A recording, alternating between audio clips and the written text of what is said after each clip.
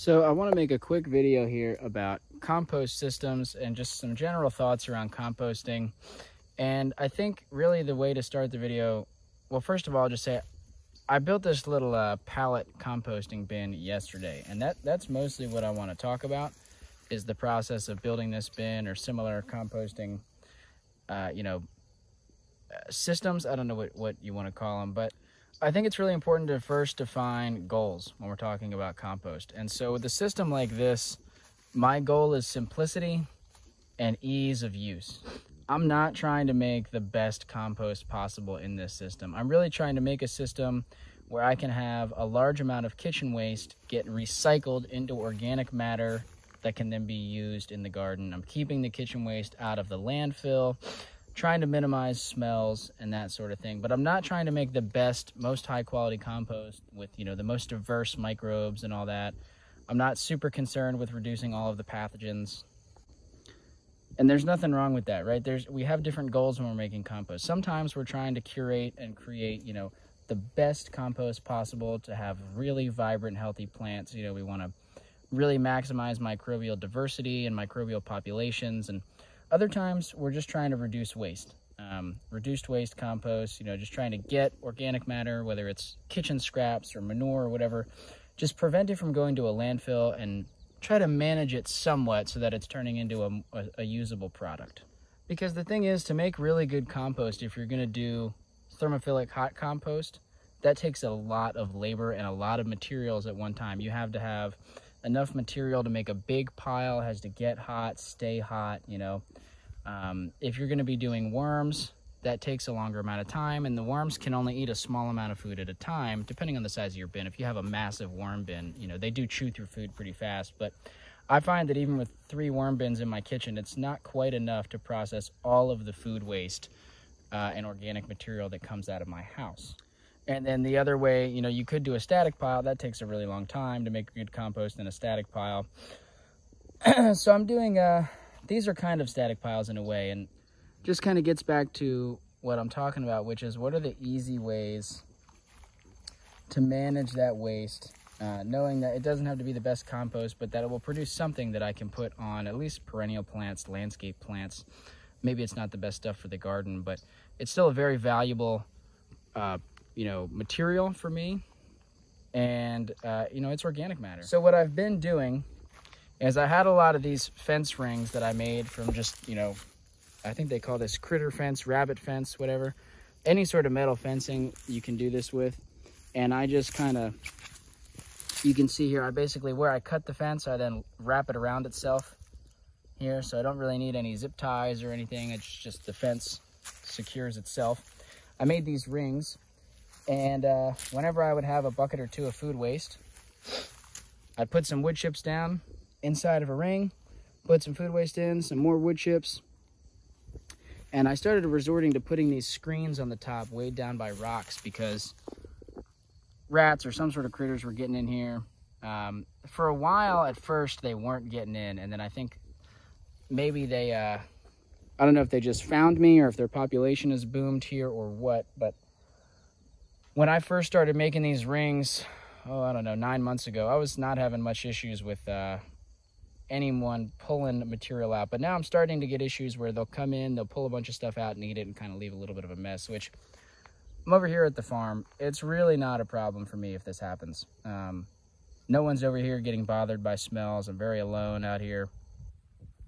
It's not a huge deal. And they're not destroying the whole pile. They're just digging out little pockets. So ultimately, I'm not that worried about it. In a way, the rats are aerating.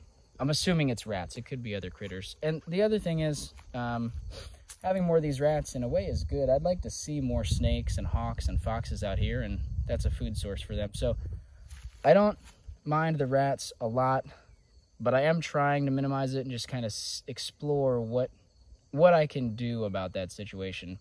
Partly because I know that a lot of folks are trying to compost in a backyard situation where that really might not be something that you're willing to deal with. You have kids or dogs or neighbors.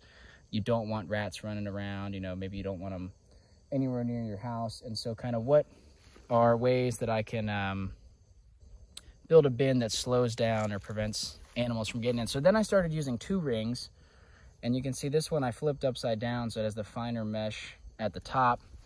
And this seems to do a better job at keeping the critters out. They don't seem to like to go through the 2 layers like that, but you need more fencing material. It's a little bit more labor. You can see I've got another one over here. All right, so I had some screen on the top of this one. And this works for me because I have lots of this fencing and screen material lying around. But then I thought, you know, these piles are kind of small. It's pretty much, I mix one up. It's about 2, maybe 3 buckets of food waste in each one. And then it's like, it's pretty much full. I could go higher, but because this mesh here is so big, I don't think it would hold the material in very well. And, you know, stuff can crawl in there pretty easily. So then I decided maybe I should get into the pallet game. And so that's where this comes in. So I built this sucker yesterday, and we'll see how it does. I feel like it can hold a lot more material, obviously. Took a little bit more time to assemble, but it's larger. And, you know, again, if you're worried about rats, you might have to do this, or any critters. If you're not worried about critters, you can skip this step entirely. But so I did secure some hardware cloth to this. You could also use more wood and add in wood in between these existing slats, right, to kind of discourage anyone from going in there. Or you could find a pallet like this that doesn't have the big gaps, okay? And I think if you're really concerned about critters, you're better off getting 5 pallets all of the same size. See, I have 3 of the same size. If I had 4, right, I could make it an enclosed rectangle here, and you could put the 5th one on top. And then I think other than bears, you'd be pretty safe from most animals.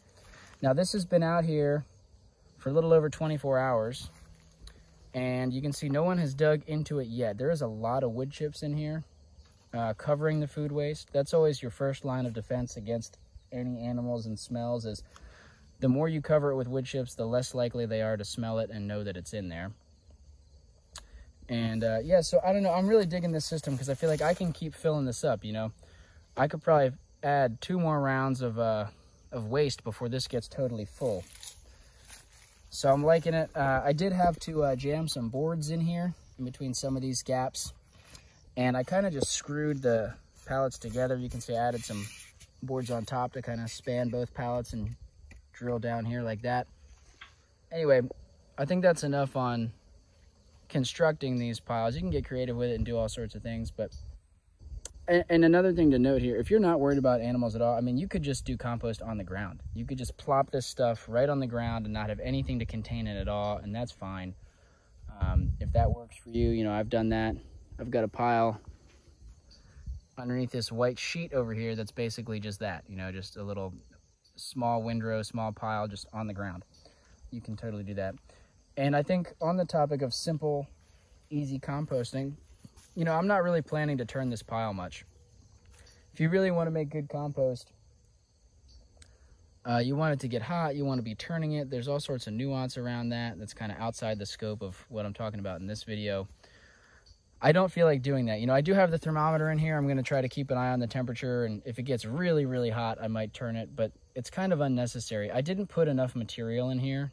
There shouldn't be any chance of it getting too hot based on how much thermal mass there is and how much food is in that pile, you know. It's about 3 buckets of kitchen scraps and a bunch of wood chips. I don't think we're gonna have enough heat to really do anything dangerous. And so I think if it just sits, it's fine. I'll mix it up whenever I add new food, let it age for a while. It's kind of like a sort of a static pile. I don't know exactly what label I want to give this pile. It's kind of just the simple, lazy way to reduce waste, right? It's a reduced waste compost. Here's one of the earlier piles I made. Like, this one's probably like 8 or 9 months old. And if we dig down in here, there's like hardly any evidence of food waste. I've been seeing a lot of worms in here. Yeah, see that? And the wood chips are getting all black, right? You can see some avocado skins and things. So this pile has a lot of life in it. It has a lot of organic matter.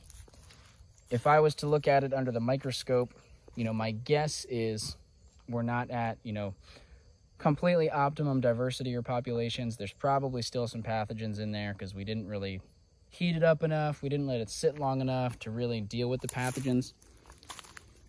But this is great stuff to be putting around landscape plants or perennials. Maybe not the best for use in your garden. I'm sure some folks would use it and probably be fine. Is that a bone? I think, yeah, look at that. I got a nice chicken bone or something there. I got an ant biting my leg. I got to deal with that. Anyway, there's lots of other ways to go about it, but I like the simple, lazy method for most of the time. I like to have, like I said, a few worm bins or occasionally do a really big thermophilic pile to create some high quality, top-notch stuff, but most of the time I'm going for simple. How can I just keep that waste out of the landfill, process it on site, turn it into something I can use? And there's lots of different ways you could go about it outside of what I talked about. I mean, if you have animals, chickens or pigs, they can handle a lot of your waste. Turn it into manure. Of course, then you have to deal with the manure, compost that probably, unless you're having them out on pasture, then they can just, you know, go on the land. But you could also have black soldier flies. You know, there's other ways to deal with food waste. And next year, I'm really excited to get a black soldier fly set up going. It's a little bit late this year for me to make that happen, but that's something I'd like to talk about a lot in the future. I mean, they just crush. They go through food waste so fast, and so I'm excited to share about that. Yeah, though, you know, if you have some yard space and you want to get rid of your food scraps by yourself on your own property, this is a really easy way to get into it. And you know, don't feel overwhelmed. There's no right or wrong way to go about it. Just the fact that you're keeping your waste out of the landfill and trying to process it, you know, in your own backyard is huge. It's a huge deal. No matter how many mistakes you make, no matter how many things go wrong, and probably nothing will go wrong, right? Probably it'll be a pretty smooth process. But even if things go terribly wrong, like, it's still a really wonderful activity to be partaking in, and it's better than it going to the landfill. Back here, this old pile that's been sitting for a while, I got to admit, I've been a little bit busier than I like to be recently, but I want to get in here soon, and I really need to make the time to just get in here and look at some of this stuff under the microscope. You know, what do we see? Because that ultimately, you know, it's one thing to just guess and say, oh, this pile's probably got XYZ going on, but I have a microscope, and that's a really good way to look into any compost system and just say, where are we at? Who's alive? Who's growing? You know, do we see pathogens? Do we see diversity? Do we see high or low populations of this or that organism? The whole soil food web approach. And I think it's something I need to be doing more to really, it's a good tool for dictating decisions and, like, you know, just observing where we're at, directing us where we want to go. So like I said, I haven't done it purely just because of time. I've been traveling a lot. There's just a lot going on. But it's something I'm excited to get into soon, and I'll definitely be reporting back on what I'm finding as I begin doing more of that work.